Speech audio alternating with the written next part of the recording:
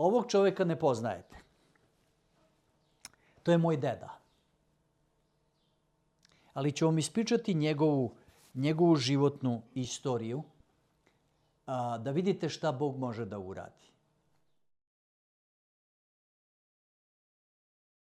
U vreme kada sam ja već dovoljno odrastao da mogu da slušam njegovu životnu priču, onda sam u stvari saznao da oni su poreklom iz jednog malog mesta koji se zove Piškorevci u Hrvatskoj.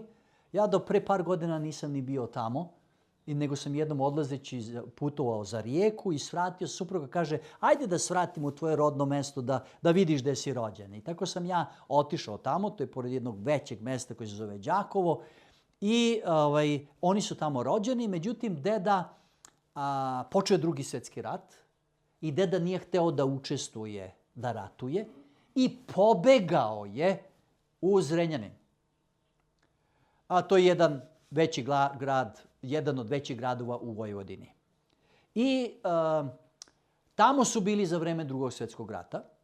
Moja baka je bila grko-katolkinja i tada je počela tamo da čita Sveto pismo. I u februaru mesecu, na reci Begej, u februaru mesecu je učinila zavet sa Bogom krštenjem. Postala je vernica crkve. Deda, njega religija nije zanimala. Deda je pušio 3 pakle dnevno.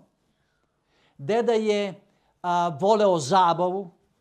Svako večer je izlazio u grad, ali se lepo uvek odelo. Nije imao kravatu, ali je košulju odelo. Tako je išao u grad u kafanu. I voleo je da popije, i to onako malo više. Kažu mi da kada sam se ja rodio, pošto sam bio prvi unuk, 14 dana se nije treznio. I častio je sve reže, on je bio vatrogasac, on je bio lovac, svugde je njega bilo. Njega su jako voleli, on je voleo humor, šale, uživao je u razgovoru sa ljudima. I jednom kaže da je bio tako pijan da su ga sreli 2 sata noću kako se vraća kući i on kaže jednom čoveku koga je sreo, kaže, jeli, a gde je kuća Janka Ramača? A on pita za svoju kuću. Nije mogao kuću svoju da nađe. Znate koliko je bio pijan. Ali nikada ništa mu nije bilo teško. Moja mama je imala tada neke zdravstvene probleme sa bubrezima i ja sam bio kod dede i babe i on dođe noću 2 sata i greje mi mleko. Ali znate kako je bilo? Nije bilo struje. Nego loži vatru i sve to. Znači, bio je dobar čovjek. Da ste mu kazali, treba mi tvoje odelo, on bi skinuo pa bi on dao. Takav je bio. I kad se završio Drugi svjetski rat, sada on je bio je član Saveza komunista, bio je poštar u Zrenjaninu i baka nije znala. Iako je pobegao od rata, rat ga je nekako uhvatio, 5 godina je nosio pištolj u svojoj torbi poštanskoj i baka nije znala. On je bio veza između ilegalaca koji su bili u Zrenjaninu u gradu i partizana koji su bili po salašima. I što nosi poštu, on ide tamo pa javlja šta se događa i tako dalje. I kad se završio Drugi svjetski rat, oni njemu kao aktivnom članu daju jednu kuću i moja majka mi je pokazala jednu kuću pored Begeja, što kaže Đorđe Balašević, sa 6 penđera sasulice, velika, bogata švapska kuća. On kaže, ja to neću da uzem. Pa zašto, Janko? Pa ti si bio... Ne, kaže, vi ste kazali kad se završi rat, svima će biti jednako. A vi sada delite velike kuće sebi, a sirotinji može bilo šta. I on pobegne u Đurđevo, a to je 30 km. 25. Naravno, tada znate kakvi su bili putevi i tako dalje. I tu je moja mama i baka su imale 4 i 2 godine kada je Drugi svjetski rat počeo i bili su tu u Zrenjaninu i sad su se preseli u Đurđevo i tu su se moji tata i mama upoznali posle i tako sam ja rođen u Đurđevu. I sada završio se Drugi svjetski rat i oni u Đurđevu i pitaju, dobro, ajde šta ćemo da radimo. Moj deda kaže, znate, prvo ćemo da zidamo bioskop. On kaže, Janko, kaže, šta bioskop? Kaže, prvo treba opština, pa treba dom zdravlja, treba škola. Kaže, recite mi meni, ko će to da radi? Pa kaže, mladi će da rade. Jel? A gde će se zabaviti? I oni rade, zidaju sve te zgrade, a deda sam zida bioskop. I taj bioskop još uvijek postoji, više nije bioskop, sad je neka drvara, ali ta dvorana je još postojala. Ja sam prvi film u životu u bioskopu gledao, da li je Bitka na Neretvi, Sutjesi, nešto je bilo. I deda zida, a mladi rade preko dana, a naveče dođu i pomažu mu. I tek kada je trebalo krov da se stavlja, tek onda su i drugi pomogli. Posle toga, deda je bio kum na svim svadbama u Đurđevu, koje god su postojale do 72. godine, od rata, zato što su mladi ga jako voleli. Eto, takav je bio po prirodi. Baka je umrla i deda je ostao sam. Baka je umrla kao vernik crkve. Deda je ostao sam, ali njega i dalje, kažem, religija nije zanimala. Prvi put je ušao preko praga crkve kada sam se ja venčao. Pa sad nema smisla da ne dođe na unukovo venčanje. Drugi put je prešao prag crkve kada sam imao jednu seriju predavanja u mom selu, u mom Đurđevu.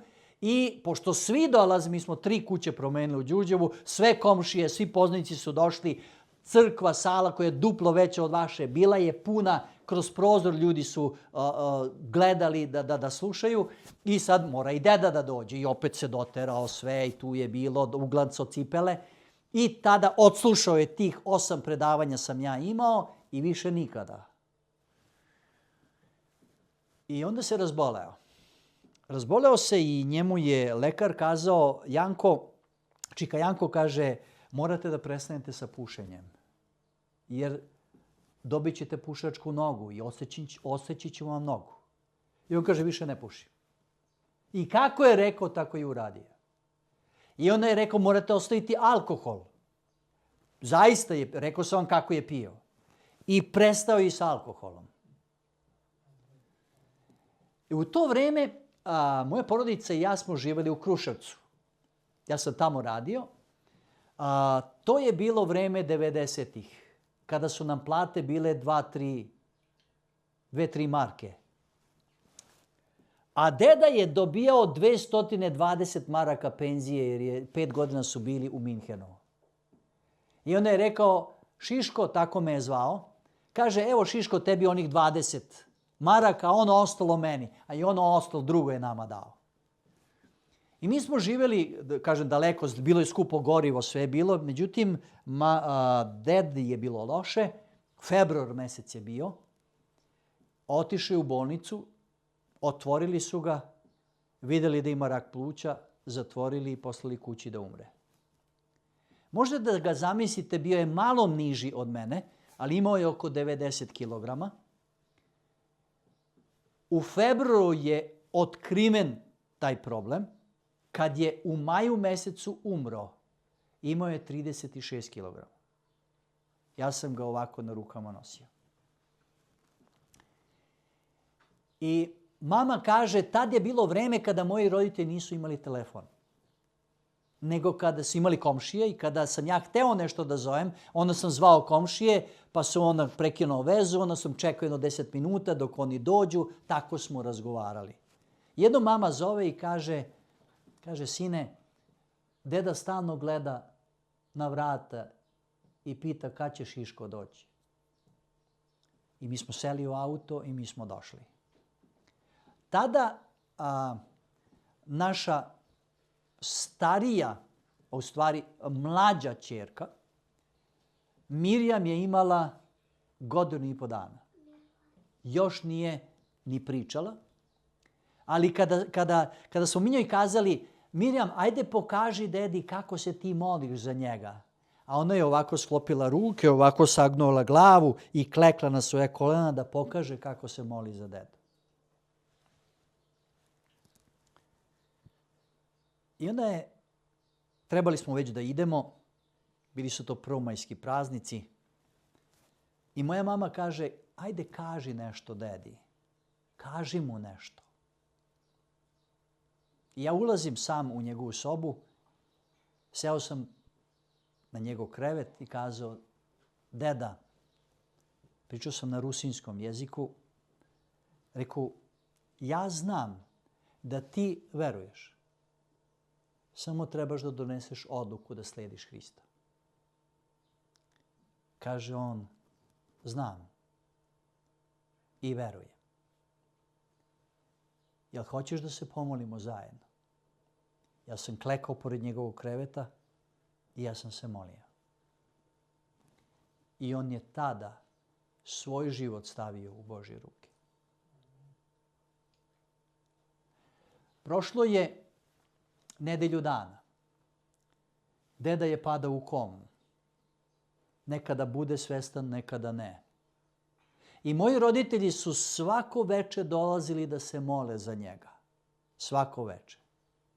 I jednom su došli i vidjeli su da on nije svestan i nisu se molili. I sutradan su došli, u vreme kada su se molili, opet nije bio svestan i opet se nisu molili. Kada su trećega dana došli, on je bio svestan, rekao je, a zašto prethodna 2 večera se niste molili za mene? On nije mogao da kaže, nije mogao da reaguje, ali sve je čuo. I da znate, ljudi koji su u komi, doktorka to može da potvrdi. Dakle, oni znaju sve i sve čuju, samo ne mogu da reaguju. I posle 7 dana moja mama je zvala i kazala deda je zaspao u Gospodu. Dragi moji, Isus Hristos sve može.